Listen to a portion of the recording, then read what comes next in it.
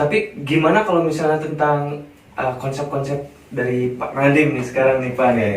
UNBK tidak ada, digantikan dengan apa Pak? Asesmen. Bahwa kita ini bisa menilai langsung ya. Saya sangat setuju. Beberapa program Pak Nadiem ini lumayan bagus menurut saya. Kenapa? Karena memang UNBK dihapus, ganti asesmen, orang langsung guru-guru di sekolah tersebut. Iya. Ya memang karena kita yang tahu di lapangan, kita tahu fakta anak ini seperti apa. Iya. Kita yang lebih paham. Terkadang UNBK ini atau UN, ujian nasional ini, terkadang menjadikan anak ini drop. Kenapa drop? Kita belajar 3 tahun, tiba-tiba ujian terakhir kita adalah 4 hari. Nah, di 4 hari ini anak akan kacau. Pikiran anak ini akan kacau. Kenapa? Karena takut tidak lulus. Maka mereka akan bekerja, otak mereka akan mereka press. Sehingga bagaimana mereka harus lulus di ujian 4 hari ini. Bahkan kan dulu pernah tuh ada kasus, bukan kasus kejadian. Iya. Dia udah diterima di salah satu universitas di Jerman, keluar hasil UN gak lulus. Kok bisa? Hasil UN tidak lulus. Hasil UN gak lulus. Padahal udah diterima tuh di salah satu perguruan tinggi atau di universitas di Jerman. Di Jerman. Berarti kan kalau kita kategorikan berarti dia mampu. Iya. Sehingga bisa diterima di luar negeri. Tapi ketika hasil UN keluar gak lulus. Berarti selama 4 hari itu anak kacau pikirannya. Nah, maka saya setuju dengan langkah Pak Nadiem mengganti dengan asesmen langsung oleh guru yang bersangkutan atau guru di sekolah tersebut. Nah, sehingga kita tahu realita anak ini seperti apa. Karena kita juga yang setiap hari mungkin apa ya, yang tahu karakter anak seperti apa, Iya. perkembangan anak seperti apa. Jadi kalau ketika ada 4 hari ini yang menentukan mereka lulus atau tidaknya, itu tidak adil menurut saya Pak. Ya betul, karena itu tadi mungkin Indonesia terlalu mengutamakan hasil daripada proses. Nah itu tadi. Makanya seperti yang tadi, jangan terlalu dipaksakan anak dan sebagainya. Ya memang seperti itu. Karena kita juga tidak bisa menjamin anak ini sarjana kemudian dia akan kerja enak, tidak bisa menjamin. Intinya adalah kemauan dan sejauh mana usaha kita seperti itu. Karena menurut saya pribadi, titel itu merupakan sesuatu yang tertuliskan, ibaratkan batu nisan. Masalah hasil akhir itu adalah bagaimana kita memiliki kemauan dan kemampuan. Kita nggak pernah tahu nanti kita ketika meninggal, orang itu nggak tahu kita tuh masuk neraka apa surga. Yang mereka tahu itu cuma di nisan aja ada nama kita. Nah itulah titel. Satu S2 iya, Titel kita itu tertera di batu nisan. Ibarat nama kita itu ada di batu nisan. Tapi hasil akhir nggak ada orang yang tahu. Kita ini masuk neraka apa surga? Kita ini bekerja atau tidak? Kita ini jadi sesuatu atau enggak? Kita sukses atau enggak? Orang nggak akan tahu kecuali diri kita sendiri yang menentukan itu. Kita maunya kerja enggak? Kalau nggak mau kerja ya udah diem. Maka titel itu menurut saya itu hanya sebuah kendaraan. Sebuah kendaraan. Masalah hasil akhir tergantung kita mau kemana. Banyak kok orang yang naik bis gak punya tujuan. Mau kemana gak tahu, ke Bandung gak tahu, ke Jakarta gak tahu. Ibaratnya seperti itu. Gak jelas tujuan. Gak jelas ya. Kamu kuliah, nantinya mau jadi apa? Gak tahu. Nah gitu. Ya, sekelas Menteri Susi aja lulusan SMP kan saya bilang. Iya. Menteri Susi lulusan SMP tapi ada kemauan tekad dan luar biasa. Jadi menteri. Jadi menteri gitu kan. Jadi sebetulnya masalah minat bakat ini gak ada yang tahu, tapi kita harus cari tahu dan bagaimana kita bisa mengarahkan anak untuk bisa mencapai itu. Jangan terlalu dipaksakan. Oke. Ya terus saya juga sekarang kemarin nih Pak ini baca-baca tentang pengaruh teknologi terhadap pendidikan. Zaman sekarang mungkin ya realitanya ya Pak ya, teknologi ini semakin berkembang, semakin maju, dan juga ya tidak dipungkiri kita juga butuh lah Pak ya. Tetapi apa nih pandangan sisi dari teknologi ini yang bersangkutan dengan pendidikan menurut Pak Rodil? Banyak sekarang media-media belajar Iya. yang bisa kita gunakan di media online misalnya. Banyak ada yang gratis, ada yang berbayar. Sama lah dengan yang tidak online juga sama. Iya.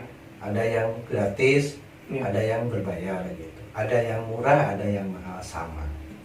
Intinya bagaimana kita menggunakan media itu dengan baik. Iya. Intinya seperti itu. Jadi jangan sampai kita hanya yang penting mengerjakan. Tanda kutip, yang penting mengerjakan, yang penting dikerjakan, selesai dapat nilai. Nah, nggak seperti itu. Sing penting gitu ya. Yang penting dapat nilai lah. Kita tuh harus bisa menerangkan anak, kembali lagi, budayakan membaca, budayakan literasi. Karena dulu ada pepatah mengatakan buku adalah jendela dunia. Iya. Iya.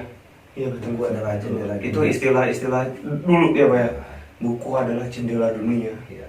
Nah, makanya kalau dulu itu kan kita senang dengan penulis si A, penulis si B, karena wah, kita menghargai karyanya, mereka menulis. Kalau sekarang bukan penulis, pengetik sekarang.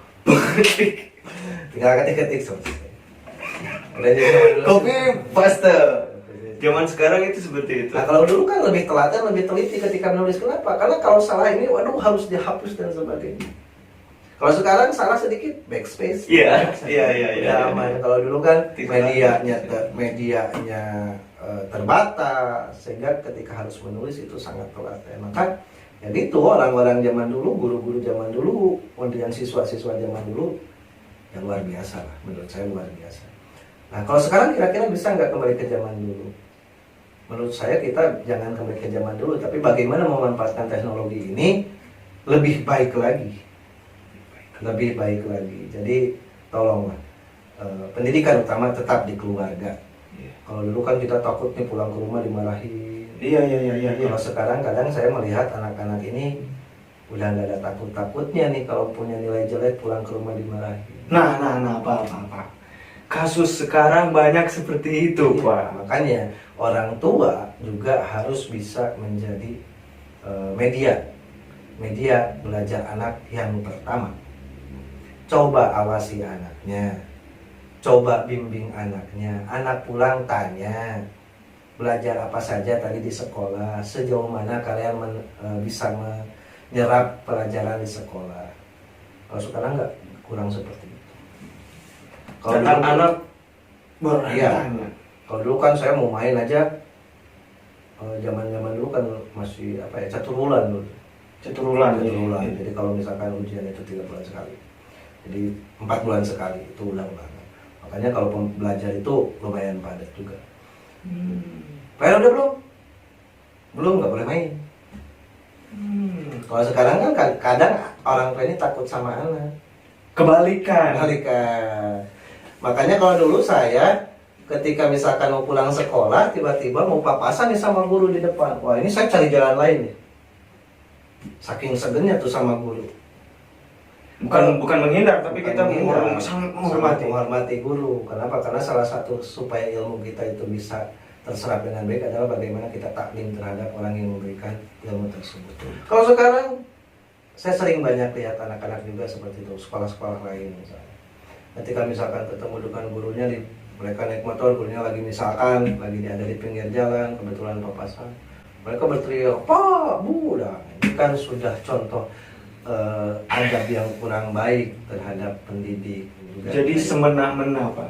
Ya, jadi anak sudah kehilangan adab.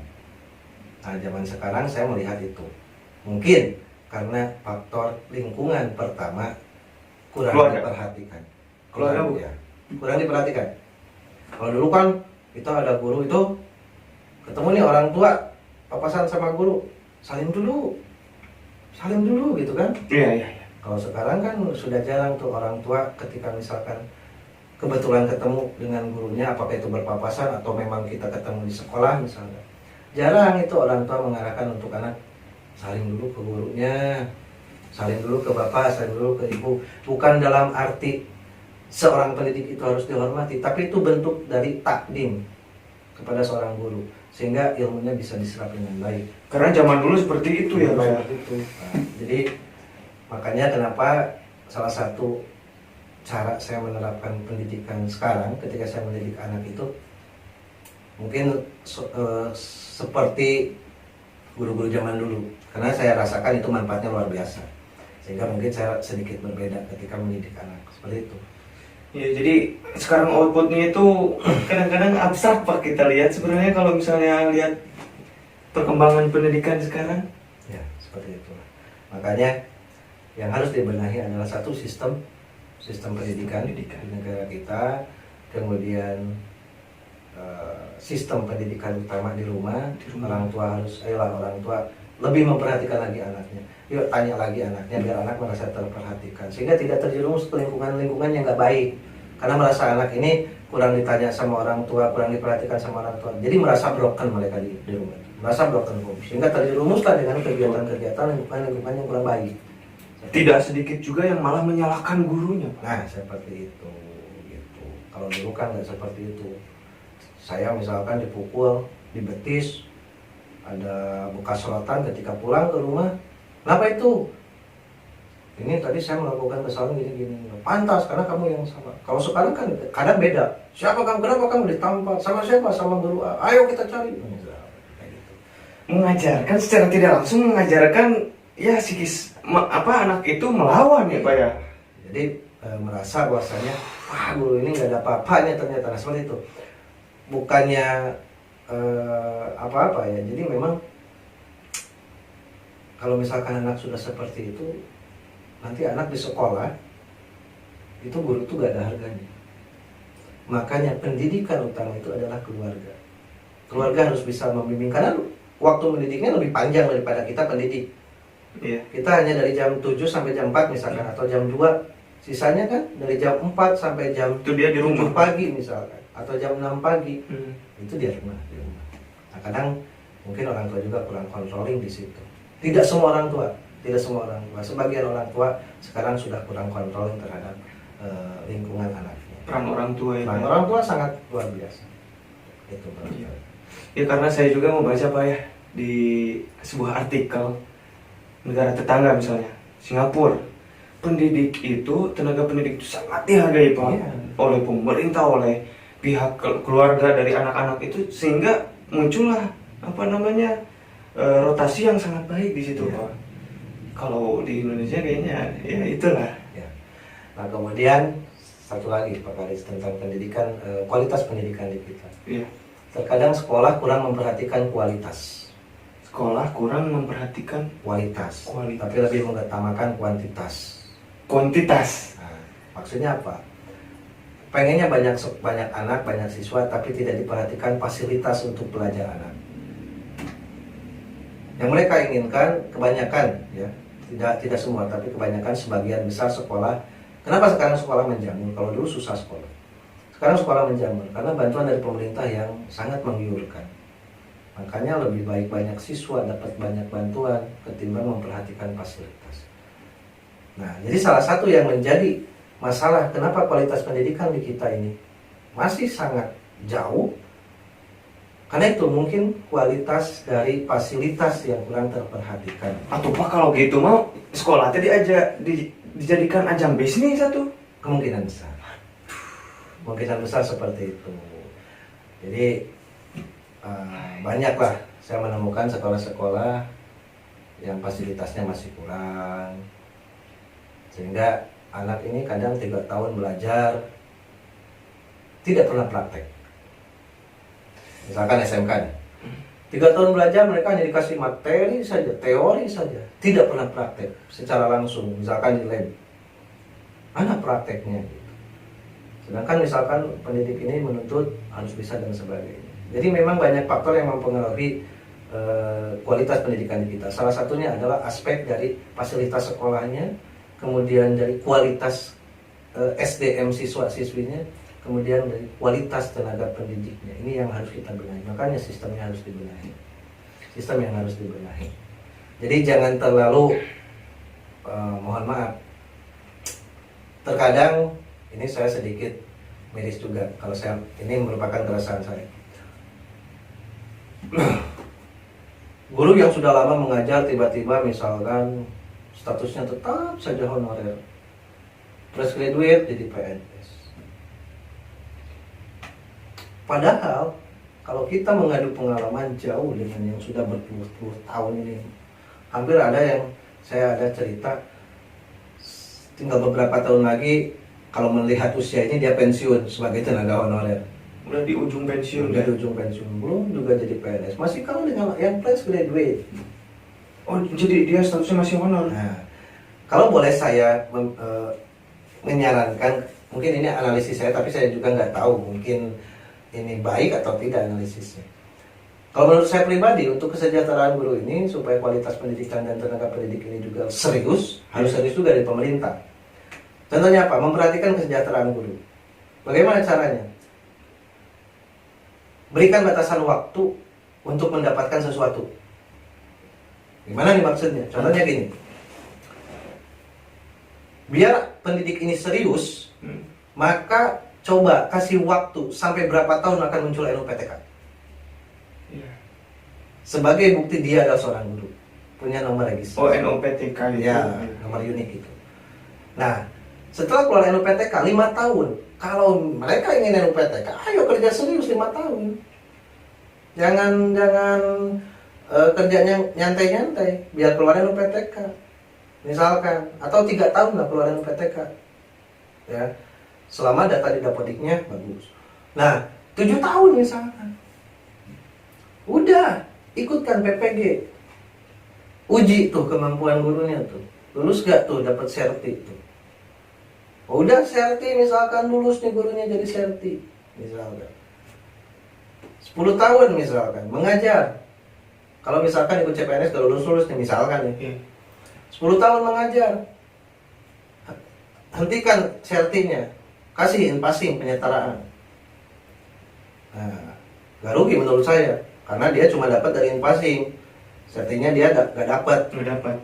Nah, 15 tahun misalkan. 15 tahun pengabdian, ikut CPNS gak lulus-lulus misalkan. Tapi dari pendataan, bahkan gak perlu ada CPNS kalau gak, menurut saya untuk guru gak perlu ada CPNS. Kalau misalkan sistemnya seperti itu. 15 tahun. Angkatlah jadi PNS. Hilangkan passing, hilangkan serti. Kalau sekarang sertifikasinya dia dapat, passingnya dia dapat. Sekalipun bukan PNS, itu enak. Terus yang lain gimana ini? Selalu harap-harap cemas. Makanya mungkin ada sedikit guyonan-guyonan dari beberapa rekan-rekan pendidik. Kalau saya sering lihat snap WhatsApp gitu kan dari saudara. Aduh, kita ini pendidik tapi gimana ya, kerja kita serius tapi gajinya bercanda. Ya, ini kan merupakan guyonan. Tapi saya rasa kalau misalkan seperti itu, dapat NUPTK, dapat serti, dapat passing serti hapus, jadi PNS, passing serti nggak dapat. Saya rasa akan ada penyetaraan kesejahteraan. Itu jelas, Pak ya? Jelas. Sangat jelas. Jelas. Jadi seorang yang ingin menjadi seorang guru, yang memang memiliki tekad dan kemauan menjadi seorang guru, dia punya harapan besar dan dia punya kemauan besar, keseriusan besar dalam mengajar. Kenapa? Karena jelas dalam jangka waktu sekian tahun saya akan diangkat menjadi pegawai negeri sipil. Inilah jawaban saya. Seperti itu barangkali. Jawaban saya yang dari kemarin saya bertanya-tanya nih, kualitas pendidikan Indonesia nih apa ya? Apa uji kompetensi guru? Rata-rata kurang dari 5. Ini kali Pak, masalahnya Ya, Pak. makanya karena tadinya nggak serius juga. Kita juga belum punya NUPTK misalkan. Kita udah nggak ada harapan misalkan. Udahlah ngajar, yang penting ngajar dan sebagainya. Tapi kalau kitanya tegas dari pemerintah, kalau kamu mau misalkan dalam sekian tahun mau jadi PNS, sekian tahun dapat servis, sekian tahun dapat passing, kerja serius, kasih aturannya yang ketat saja. Maka akan terlihat mana yang serius menjadi seorang pendidik, mana yang tidak. Menurut saya seperti itu akan lebih bagus. Dan akan lebih terperhatikan kepada guru-guru yang lain. Seperti itu barangkali Pak Kadis, untuk perbaikan kualitas di negara kita. Mudah-mudahan ini bisa didengar oleh Pak Nadiem selaku Menteri Pendidikan sekarang, untuk dapat memperhatikan juga bagaimana meningkatkan kualitas pendidikan di Indonesia. Salah satunya adalah bagaimana kita bisa memikirkan kehidupan pendidik di hari tua. Seperti itu barangkali. Ya, jawaban dari beberapa unek-unek yang saya dari kemarin Pak nih. Alhamdulillah sedikit demi sedikit pencerahan lagi. Nah, inilah enaknya sama Pak Wadil. Asli Pak, ini mas saya jujur Pak. Saya mengalami, saya melihat kondisi di lapangan, apalagi saya juga sama honorer, kadang melihat kondisi tenaga-tenaga honorer juga seperti itu, banyak yang berkeluh kesah. Sehingga saya kadang berpikir, ya seandainya misalkan saya bisa menyampaikan aspirasi kepada Menteri Pendidikan, saya akan coba ajukan program seperti itu. Walaupun mungkin akan ada gejolak juga nanti di bawah, pasti ada gejolak. Misalkan terjadi sistem seperti itu, pasti akan ada gejolak. Yang sekarang sudah enak punya sertifikasi, Iya. ini akan ada gejolak, wah ini kebijakannya, tapi mungkin akan lama kelamaan akan dirasakan ya dampaknya. Kita juga negara akan saya rasa tidak akan terjadi pengambilan anggaran juga, karena sudah jelas kalau udah dapat invasi nggak dapat serti. Kalau udah jadi PNS nggak usah dapat serti, nggak usah dapat invasi, karena ketika udah jadi PNS terjamin kok nanti kalian punya pensiunan. Itu barangkali Pak Kais. Iya. Jadi PNS ini sekarang kayaknya saya katakan wow gitu loh Pak ya. Kalau untuk seorang guru kebanyakan itulah targetnya, bisa menjadi seorang pegawai negeri sipil di dunia pendidikan. Tapi kebanyakan sekarang instan Pak. Nah itulah, makanya kalau saya rasa kalau untuk seorang pendidik gak usahlah ada CPNS. Lihat aja masa kerjanya, udah jelas kok yang masa kerjanya puluhan tahun dia mengabdi untuk dunia pendidikan. Hargai. Terbukti itu udah apa namanya, itu udah real di depan mata Pak ya. Sudah jelas mereka sumbangsi di dunia pendidikan itu sudah jelas. Seperti itu Pak Kais. Siap. Mungkin saya mau membutuhkan satu kalimat lah dari Pak Rodel nih untuk pendidikan Indonesia. Terserah Pak Rodel. Silahkan mau untuk siapapun, ditujukan untuk boleh. Oh gitu ya. Ya, karena saya suka nih slogan-slogan Pak Rodel nih. Penuh dengan makna. Untuk dunia pendidikan ya. Kalau saya pribadi, ini intinya menjadi seorang pendidik itu harus lillah, jangan luhlah, apalagi berkeluh kesah. Itu saja barangkali.